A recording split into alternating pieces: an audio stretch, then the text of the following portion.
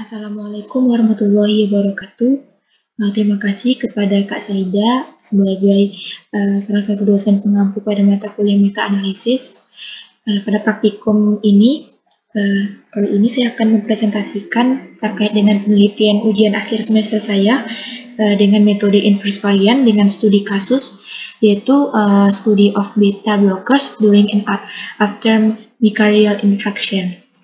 Pertama, dimulai dengan latar belakang. Pada rumusan masalah ini, sama-sama kita ketahui bahwa gagal jantung merupakan tahap terakhir dari seluruh penyakit jantung dan salah satu juga penyebab peningkatan morbiditas dan mortalitas pasien jantung. Gagal jantung ini susah dikenali secara klinis karena beragamnya keadaan klinis serta tidak spesifik sehingga hanya sedikit tanda-tanda klinis yang pada tahap awal penyakit ini. Lalu sama-sama kita ketahui bahwa pada penyakit gagal jantung ini diakui sangat sulit untuk mendeteksi dan mengobati penderita gagal jantung secara adekuat. Kemudian harga-harga obat gagal jantung ini pun tidaklah mudah, sehingga resiko untuk penyakit kardiovaskular akibat penyakit gagal jantung ini pun semakin tinggi. Kemudian dengan menggunakan metode inverse varian ini dalam data biner atau yang mempunyai dua kemungkinan untuk menghitung efek size-nya bisa menggunakan 3 rumus, yaitu ada odds ratio, risk ratio, dan juga risk difference. Di mana odds ratio adalah peluang terjadinya suatu kejadian dibandingkan dengan peluang tidak terjadinya kejadian tersebut. Di mana di samping odds ada odds ratio. Odds ratio adalah perbandingan dari dua odds yang mana dikhususkan pada tabel kontingensi 2x2. Kemudian relative risk. Relative risk atau disingkat dengan RR merupakan perbandingan antara dua peluang yang sukses, di mana dinyatakan dalam bentuk peluang suatu kejadian atau risiko.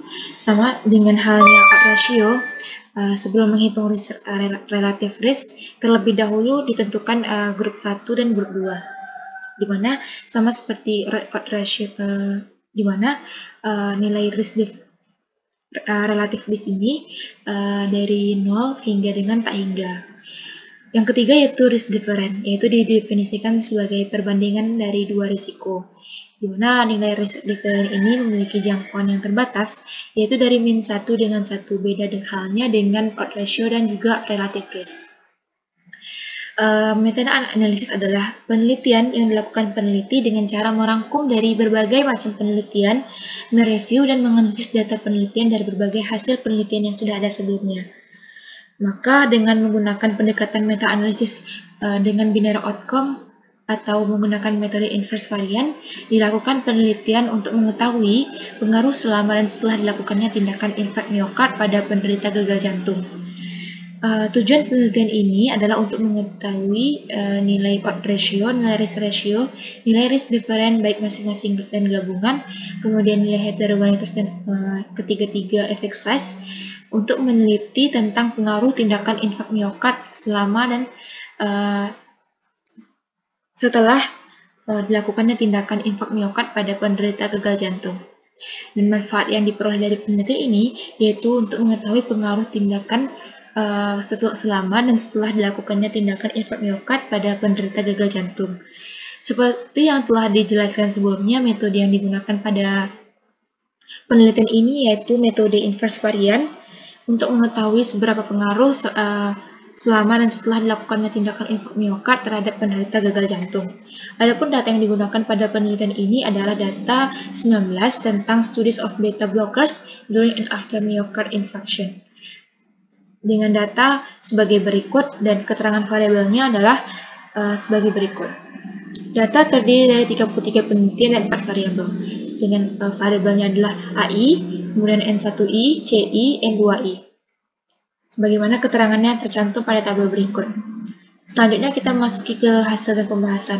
Berdasarkan analisis statistika deskriptifnya, diperoleh nilai minimum dari masing-masing variabel, kemudian kuartil 1, median, min, kuartil 3, dan juga maksimum seperti yang tertera pada tabel. Berdasarkan output R tersebut terdapat 33 penelitian berupa tinjauan sistematis yang membandingkan beberapa penelitian tentang pengaruh selama dan setelah dilakukannya tindakan infark miokard terhadap penderita penyakit gagal jantung. di mana terdiri dari 33 observasi dan juga 4 variabel.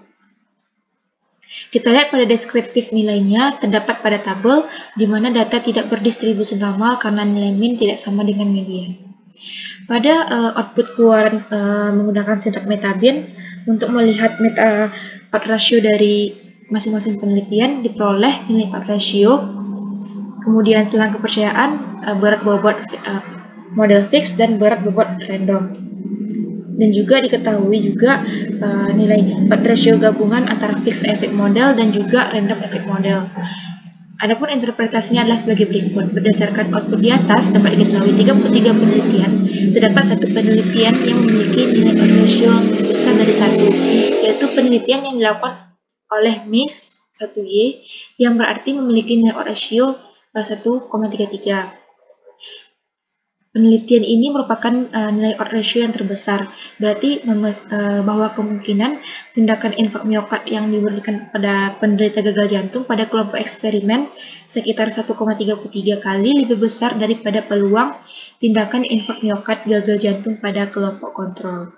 Adapun nilai odd ratio yang paling terkecil yaitu 0,54. Berarti kemungkinan peluang tindakan infark miokard gagal jantung pada kelompok eksperimen sekitar 0,54 kali lebih rendah daripada tindakan infark miokard gagal jantung pada kelompok kontrol. Kemudian pada tabel fixed effect model dan random effect model, gabungannya diperoleh nilai odd ratio sebagai 0,74 pada model fixed effect model dan pada model random effect model memiliki odd ratio gabungan sebesar 0,74. Sama-sama memiliki odd ratio gabungan 0,74. Sedangkan nilai p-value yang dimiliki sama-sama juga yaitu 0,001 yang berarti bahwa kedua model pada odd ratio inverse ini berpengaruh terhadap model karena p-value-nya lebih kecil dari alpha. Kemudian kita tinjau dari nilai tau, nilai I kuadrat, dan p-value. Dilihat dari uji heterogenitas terdapat pula p-value-nya 0,2241 yang mana lebih besar dari alpha 0,05 sehingga diperoleh kesimpulan bahwa tidak terdapat heterogenitas effect size pada fixed effect model dan juga random effect model. Kemudian kita lihat dari nilai I kuadrat, maka diperoleh nilai I kuadratnya sebesar 18,10 yang menandakan heterogenitas rendah pada kedua model. Kemudian kita lihat pada sintaks metabin relative risk, diperoleh nilai relative risk yang terbesar, kemudian selang kepercayaannya, kemudian berat bobot dari model fixnya, kemudian berat bobot untuk model randomnya. Dan juga diperoleh keluaran model fixed effect model, random effect model gabungan dari nilai relative risk-nya, kemudian ada p-value-nya. Interpretasinya adalah berdasarkan output di atas dapat diketahui bahwa dari 33 penelitian terdapat satu penelitian yang memiliki nilai risk ratio lebih besar dari 1, yaitu penelitian yang dilakukan oleh EIS 1Y, yaitu memiliki nilai risk ratio sebesar 1,3. Nilai risk ratio ini juga merupakan nilai risk ratio yang terbesar, yang berarti bahwa kemungkinan tindakan infark miokard pada penderita gagal jantung pada kelompok eksperimen sekitar 1,3 kali lebih besar daripada kelompok kontrol. Adapun nilai odd ratio yang terkecil adalah 0,56, berarti bahwa kemungkinan tindakan infark miokard pada penderita gagal jantung pada kelompok eksperimen sekitar 0,56 kali lebih rendah daripada kelompok kontrol. Pada nilai risk ratio gabungan pada fixed effect model dan juga random effect model pun memiliki nilai relative risk yang sama, yaitu 0,76. Pada p-value kita lihat p-value lebih kecil dari alpha sehingga disimpulkan bahwa kedua model berpengaruh atau signifikan terhadap model. Kita tinjau dari uji heterogenitas pada relative risk-nya, diperoleh nilai tau kuadratnya, kemudian I kuadratnya dan p-value. Dapat dilihat bahwa p-value-nya lebih besar dari alpha 0,05 yaitu sebesar 0,2588 lebih besar dari 0,05 sehingga dapat disimpulkan bahwa tidak terdapat heterogenitas pada effect size model fixed effect dan juga model random effect. Jika dilihat dari nilai I kuadratnya juga diperoleh 15,4 yang menandakan heterogenitasnya rendah pada kedua model. Kemudian kita lakukan metabin pada risk difference, diperoleh juga nilai risk difference-nya sebagai berikut dan juga nilai risk difference gabungannya sebagai berikut. Interpretasinya adalah perbedaan risk terbesar senilai 0,0155, yang artinya selisih peluang tindakan infak miokard penderita gagal jantung pada kelompok eksperimen dengan kelompok kontrol yaitu 0,0155.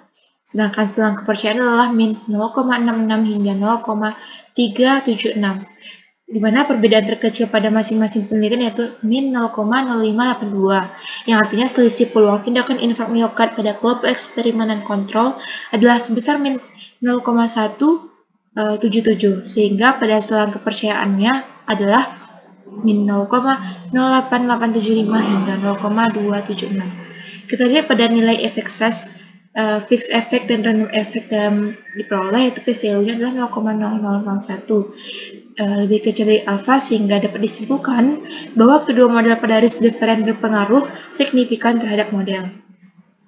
Kita lihat juga pada nilai I kuadrat dan p-value pada keluar metabin risk difference ini diperoleh dari uji heterogenitas diperoleh p-value 0,061, yang mana p-value tersebut lebih kecil dari alfa, sehingga dapat disimpulkan bahwa terdapat heterogenitas efek size pada fixed effect model dan juga random effect model. Dan jika dilihat dari I kuadrat juga terdapat nilai sebesar 49,10 yang menandakan terdapat heterogenitas sedang pada kedua model. Kemudian kita lihat juga pada forest plot. Kita lihat pada forest plot ini, berdasarkan output di atas dapat diperoleh nilai bobot yang paling terbesar adalah penelitian dari BHAT-TM, yaitu sebesar 10,4%. Kemudian nilai meta-analisis ratio-nya adalah sebesar 0,74, yang artinya bahwa kemungkinan tindakan infak miokard pada kelompok eksperimen sekitar 0,74 kali lebih besar daripada peluang tindakan infak miokard pada kelompok kontrol, dengan kepercayaan 0,69 sama dengan 0,81. Kemudian kita lihat pada first plot, relative risk-nya adalah penelitian yang terbesar bobotnya adalah penelitian dari BHAT-TM, yaitu sebesar 21,4%, di mana nilai meta-analisis ratio-nya adalah sebesar 0,76, di mana artinya adalah kemungkinan tindakan infak miokard pada kelompok eksperimen sekitar 0,76 kali lebih besar daripada peluang tindakan infak miokard pada kelompok kontrol, pada selang kepercayaan 0,71 sampai 0,81. Kita lihat pada forest plot dari risk difference, nilai bobot yang terbesar adalah Miami, itu sebesar 19,6%, yang mana nilai meta-analisis risk reference sebesar min 0,01, artinya selisih peluang tindakan infak miokard kelompok eksperimen dan kelompok kontrol adalah min 0,01, dan juga selang kepercayaannya adalah min 0,02 sampai min 0,01. Berikut pembahasannya, dan berikut daftar pusaka yang kami gunakan dalam melakukan penelitian ini. Ada 3 buah. Dan berikut juga lampiran yang tertera, mulai dari input data, kemudian output summary, kemudian odd ratio material inverse varian, risk ratio, dan juga risk difference.